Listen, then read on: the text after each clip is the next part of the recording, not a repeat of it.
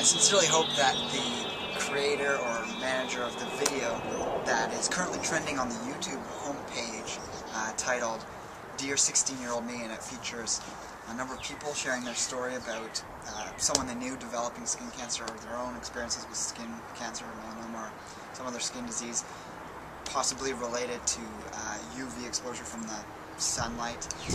And I had a hard time watching this video because, to me, it really sums up the current paradigm of reductionistic understanding of how health functions according to the medical model that is, as we now know, very inaccurate on a number of issues regarding to health, but specifically this fear-mongering approach of skin health in relation to sun exposure is inaccurate, and that's what I'll be describing in this video. So I hope that either the people starring in this video or the people watching this video on YouTube have a chance to see this. I'd really appreciate it if it can be accepted as a video response. That would be the integrous thing to do. So with that being said, I just have to say, here in Canada we just started getting a lot of really nice sunshine in the spring here. I spent 2 hours in the sun today reading, fully exposed, no sunscreen. I've done that for many years. I know people that obviously have different skin tones that do get sunburnt when they're in the skin. There's obviously also people with darker skin than myself who can be in the sun for probably even longer periods of time than I can without being burnt. One thing I have to say, though, is just from my own personal experience, I used to get burnt while being in the sun. However, there are many factors at play in any type of disease, whether it's cancer, heart disease, skin cancer.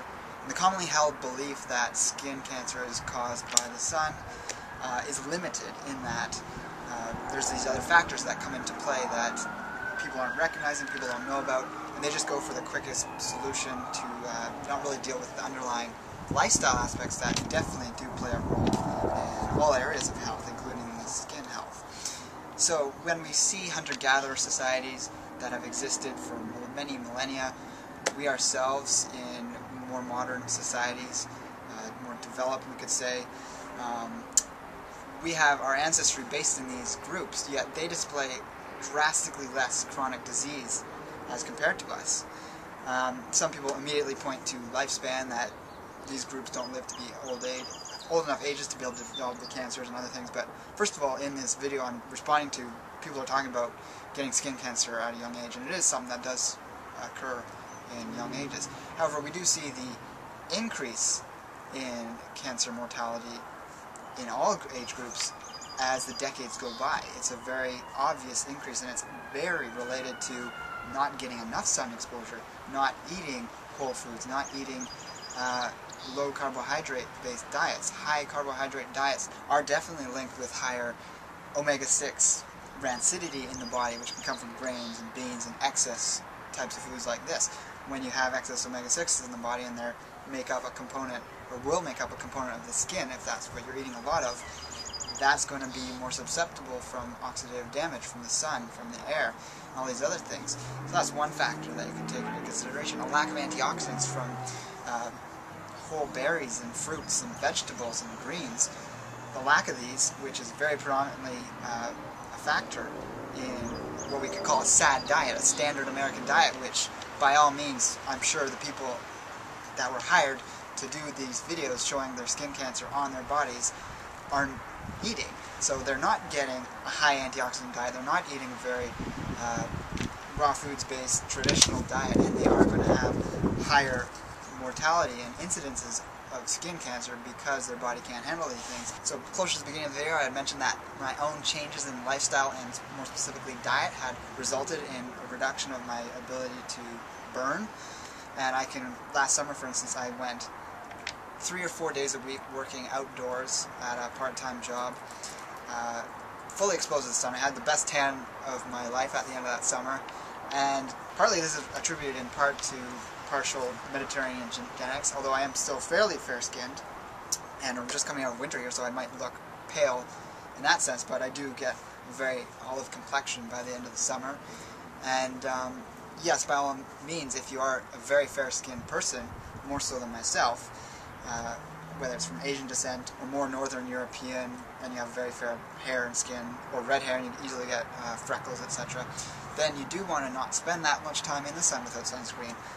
to get adequate vitamin D levels, which are much more important in having and prevention of a whole host of cancers throughout the body as compared to just skin cancer, which is actually one of the more treatable forms of cancer, even by conventional standards. So just getting that 20 minutes to 30 minutes in the summertime, more if you're in the winter, you need to supplement with a whole food-based vitamin D. But in the summertime, if you're in an area that has the winter as very dark and cold, then during the summer you're going to want to be getting adequate amounts of vitamin D to at least last you a bit through the fall as well. So having the fear-mongered message out there on YouTube is really ridiculous, I think. In traditional and hunter-gatherer societies, where they are exposed to the sun all day long, or at least for much of the day, they probably would in tropical regions take shade at the most intense periods of the day, even when they'd have a dark-skinned complexion.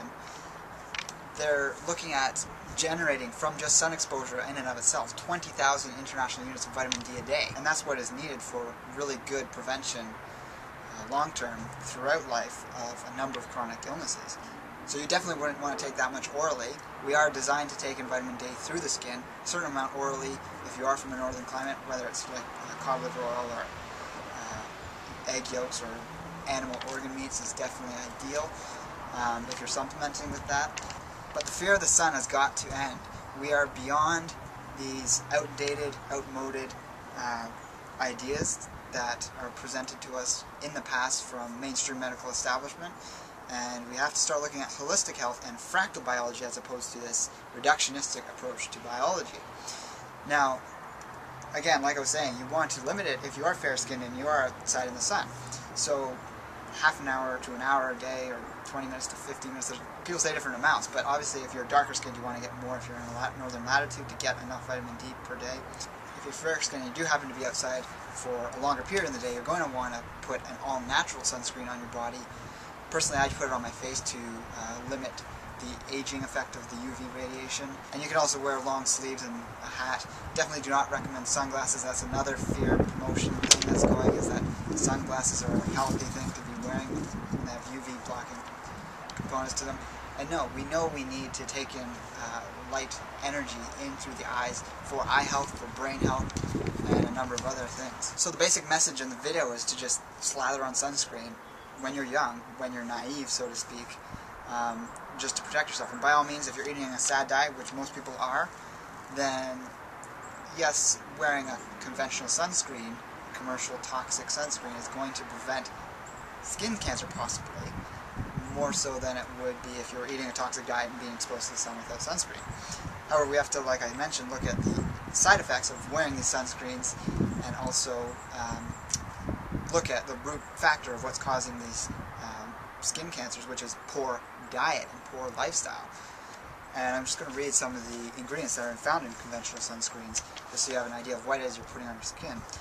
So, benzophenones, which is one of the most powerful free radical carcinogenic substances known to man.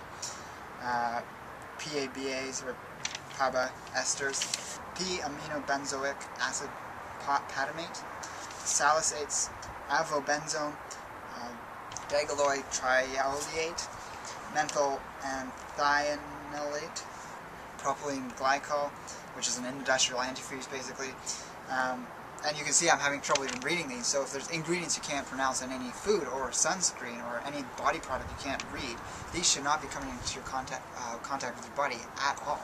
These are carcinogenic. They can sometimes change their effect when they're in combination with each other in products, and when you take them into your body they can degrade into other more carcinogenic compounds. And basically in all sunscreens that are commercially available in Canada, Europe, and Australia, all of those are now illegal to put in them except avobenzone. But in the US they still are allowed to put all those in, and they purportedly have benefits of preventing these UV radiation waves from getting into the skin. Now, by all means, go for an organic, all-natural sunscreen should you be out in the sun for long periods of time and you want that extra protection on your face or other parts of your body. I've got one linked below this video. It's an MSM all-natural sunscreen which has zinc oxide in it, various oils, and the MSM, which is very healing to the skin, is a good one to add in there.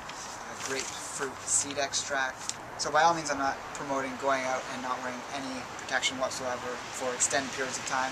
Please don't comment on the video saying that I'm doing that, because what I'm promoting is awareness of the root causes of disease and how the Band-Aid treatments that in some cases are more dangerous than the actual disease itself are not solutions. They're Band-Aids. They don't address the root cause. Dr. Gordon Ainsley of California believes that the use of sunscreen causes more cancer than it prevents, and estimates that 17% increase in breast cancer rates between 1981 and 92 are linked to sunscreen. He gives a great explanation of that in the article Beneficial Effects of Sun Exposure on Cancer Mortality from the Journal of Preventative Medicine, volume 22, from February 1993, page 132 to 140. And recent studies have also shown higher rates of melanoma among men who regularly use sunscreen, and a high basal cell carcinoma among women as well. And that's from the article Sunscreens, Do They Cause Cancer? And that's from the International Journal of Alternative and Complementary Medicine from 1994, volume 12, issue 12, page 17 to 19. So don't disregard evolutionary biology and how we've evolved without sunscreen and full exposure on our bodies to the sun. And yes, people of fair skin who have evolved for many multiples of thousands of years in less sun-exposed climates, they're going to need to limit their exposure, especially if they're in a more tropical area. However, the fear-mongering in this video of these people addressing their 16-year-old selves is just media hype. It's conventional bad wisdom, and it's inappropriate in my understanding of health, and I encourage you to look for more natural solutions for things. So take care and embrace life without limits.